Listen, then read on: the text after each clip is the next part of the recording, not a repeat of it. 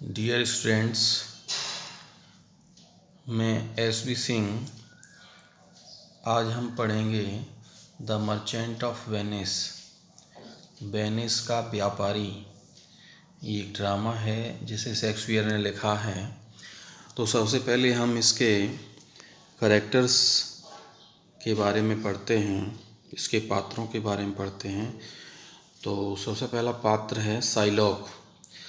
Psylocke एक यहूदी money lender है जो कि वेनिस में रहता है और वेनिस के ईसाइयों के दुर्व्यवहार से ये नाराज़ है, और विशेष रूप से एंटोनियो के। वो साइलॉक बदला लेने की सोचता है।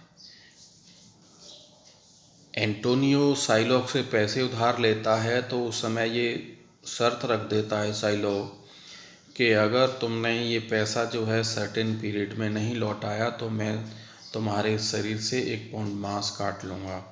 इस पर एंटोनियो सहमत हो जाता है क्योंकि वो सोचता है कि हम पैसा पहले ही लौटा देंगे।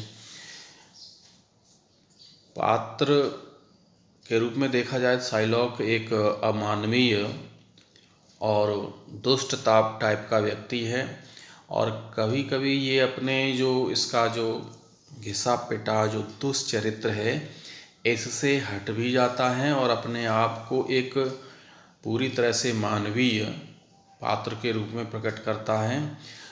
चरित्र की उसकी ये जो दो विरोधाभासी चीज़ें हैं कि कभी वो अच्छा बन जाता है, कभी बुरा बन जाता है, और वो एक बाकपटु है और उस बड़ी बाकपटुता से वो अपनी जो घृणा है उसको व्यक्त करता है। और इस वजह से साइलॉक शेक्सपियर के नाटक के पात्रों में एक स्मरणीय स्थान रखता है। दूसरा पात्र है पोर्सिया। पोर्सिया एक धनी उत्तराधिकारी है जो बेलमेंट में रहती है। पोर्सिया बहुत सुंदर है और उसकी सुंदरता की तुलना उसकी बुद्धि से की जा सकती है, अर्थात वो बहुत बुद्धिमान भी है। उसके पिता ने एक वसीयत बनाई है, उसमें एक क्लॉज है, उसमें एक पैरा है जिसमें लिखा है कि जो भी उससे विवाह करना चाहेगा तो उसके पास ये 3 कैस्केट्स हैं, 3 मंजूसे हैं, पेटियां हैं, उनमें अलग अलग चीज़ें बंद हैं। एक सोने की है, एक चांदी की है, एक लेड शीशे की है। इन 3 में से किसी एक में उसकी पोर्ट्रेट पोर्सिया का चित्र बंद है, तो जो सही कैस्केट को चुन लेगा उसके साथ उसकी शादी होगी। फिर भी पोर्सिया जो है अपने लवर बेसानियों से शादी करने में सफल हो जाती हैं। पोर्सिया जो है बहुत बुद्धिमान पात्र के रूप में प्रदर्शित की गई है। पोर्सिया ही एक वकील के बेस में जाती है ड्यूक की अदालत में, वकालत करती है एंटोनियो की कि वो साइलॉक पर दया दिखाए, और इस तरह से वो साइलॉक से एंटोनियो का जीवन बचाती है। अगला पात्र है एंटोनियो। एंटोनियो एक व्यापारी है और वह बेसानियों का मित्र है। उसकी मित्रता से वो इतना प्रोत्साहित रहता है कि उसने जब पैसा उधार लिया साइलॉक से तो उस बॉन्ड पर साइन कर दिए जिसमें लिखा था कि यदि ये पैसा तुमने समय से नहीं लौटाया तो मैं तुम्हारे शरीर के किसी भी भाग से 1 पाउंड मांस काट लूँगा। तो उस पर साइन कर देता है और इससे उसके जीवन पर भी बन आती है। एंटोनियो एक सक्रिय पात्र है और कभी कभी वो अप्रत्यक्ष रूप से दुखी भी दिखाई देता है। साइलॉक के अंदर जो घृणा है ईसाइयों के प्रति, ऐसी ही घृणा एंटोनियो के अंदर है ज्यूस के प्रति। उनको नहीं हटा सकता उस घृणा को अपने अंदर से। फिर भी एंटोनियो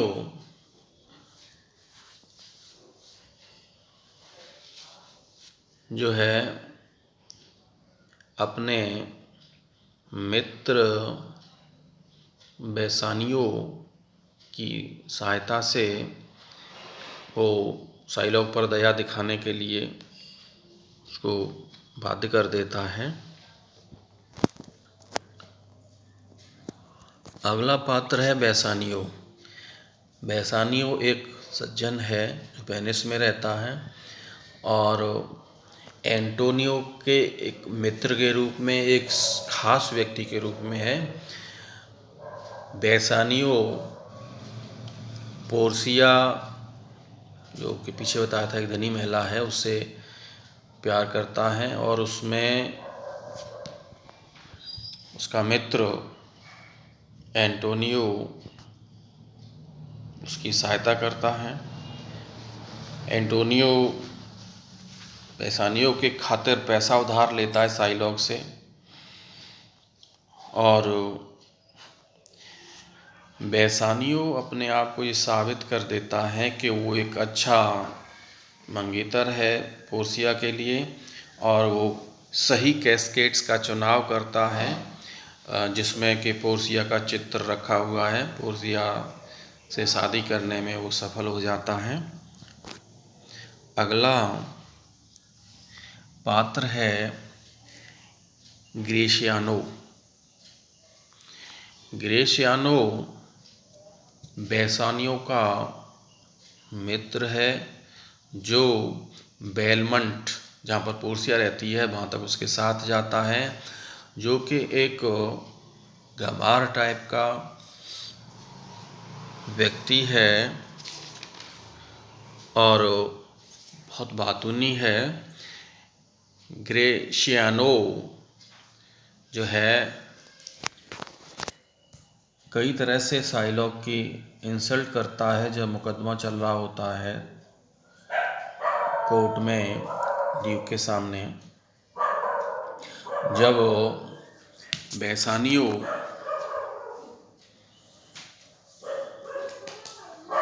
कोर्ट में पोर्सिया के सामने है, Gratiano falls in love with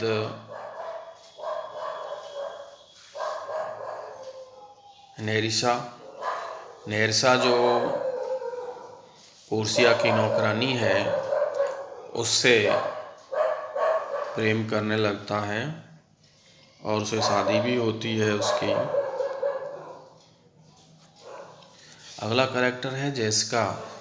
Jessica जो है शाइलॉक की पुत्री है,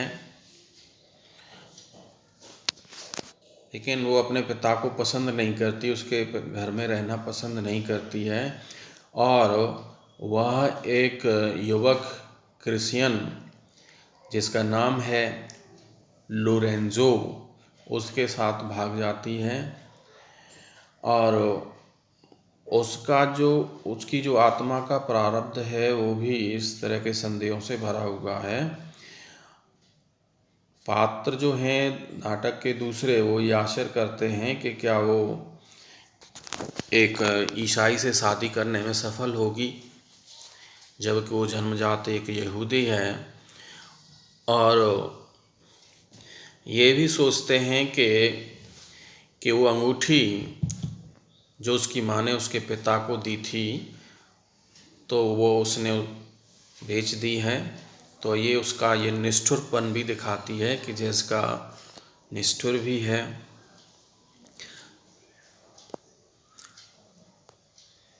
अगला जो कैरेक्टर है वो है लोरेंजो।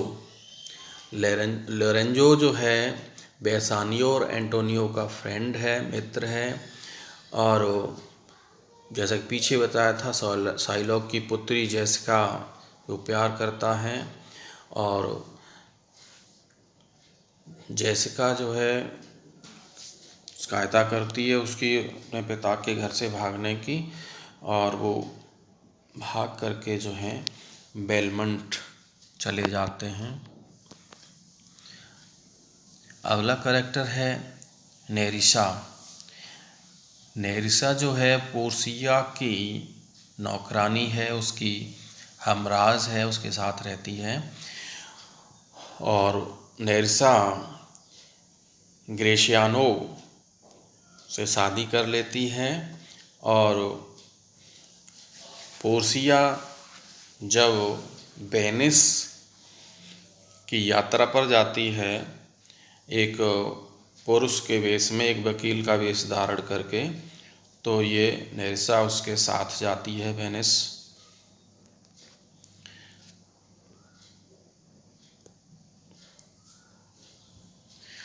अगला कैरेक्टर है लॉन्स लॉट गोपो।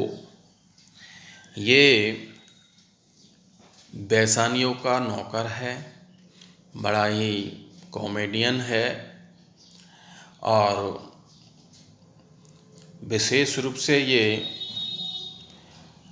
हंसी मजाक करने की ट्रिक्स अपनाता है। और पहले ये साइलॉक का नौकर था, उसने साइलॉक की नौकरी छोड़ दी बेसानियों को कार्य करने के लिए। अगला कैरेक्टर है the Prince of Morocco. Morocco का ये एक राजकुमार ये पोर्सिया से शादी करने के लिए आता है और कहता है कि मेरा जो फेस है, जो डार्क है, इस पर आप ध्यान मत दीजिए और मुझसे शादी कर लीजिए। तो वो कैस्केड जो है उसको चुनता है, तो उस सही कैस्केड को नहीं चुन पाता वो और उससे उसकी शादी नहीं हो पाती जो है। और पोर्सिया बहुत सुंदर है, उसका कद काठी उसको बहुत प्रभावित करती है। अगला कैरेक्टर है द प्रिंस ऑफ एरोगन। ये एक स्पेनिश नोबलमैन है, ये भी पोर्सिया से शादी करने की कोशिश करता है उसके पिता की विल के अनुसार, और ये मोरक्को के प्रिंस के अनुसार ही कैस्केड का चुनाव करता है, लेकिन वो सही कैस्केड जिसमें पोर्सिया का चित्रबंध है उसको चुन नहीं पाता है और जो सिल्वर कैस्केड है उसको चुनता है और उसमें एक मैसेज मिलता है उसको कि वो एक तरह का मूर्ख है, वो शादी करना चाहता है पोर्सिया से। अगला पात्र है सेलेरिनो। ये एक वेनेसियन जेंटलमैन है, वेनिस का एक व्यक्ति है और एंटोनियो बेसानियो का मित्र है। लोरेंजो और सेलेरिनो ये रक्षा करते हैं जो न्यूली बेड्स जिनकी नई नई शादी हुई होती है, जेसिका लोरेंजो की, जो बेलमंट जाते हैं और ये वापस आता है जब एंटोनियो का मुकदमा चल रहा होता है। तो कोर्ट में पोर्सिया जब वकालत करती है उस समय ये साथ आता है और वो भी भेष बदल करके आता है, तो उसके साथी भी उसको नहीं पहचान पाते हैं। कई बार एक दूसरा पात्र जो है सेलेनियो, उस को समझ लिया जाता है कि ये सेलेरिनो है, इन दोनों की आपस में मिसमैचिंग हो जाती है। अगला पात्र है सोलेनियो। ये एक वेनिस का सज्जन है जो बार बार सेलेरिनो का भ्रम करा देता है। अगला कैरेक्टर है द ड्यूक ऑफ वेनिस। ये वेनिस का शासक है जो जब मुकदमा चल रहा होता है शाइलॉक और एंटोनियो का, उस समय ये सिंहासन पर बैठा हुआ होता है। एक शक्तिशाली व्यक्ति है, फिर भी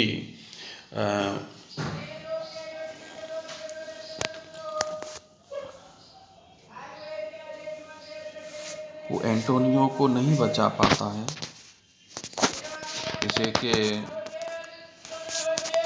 पोर्सिया अपनी वकालत से बचाती है। अगला पात्र है ओल्ड गब्बो। ये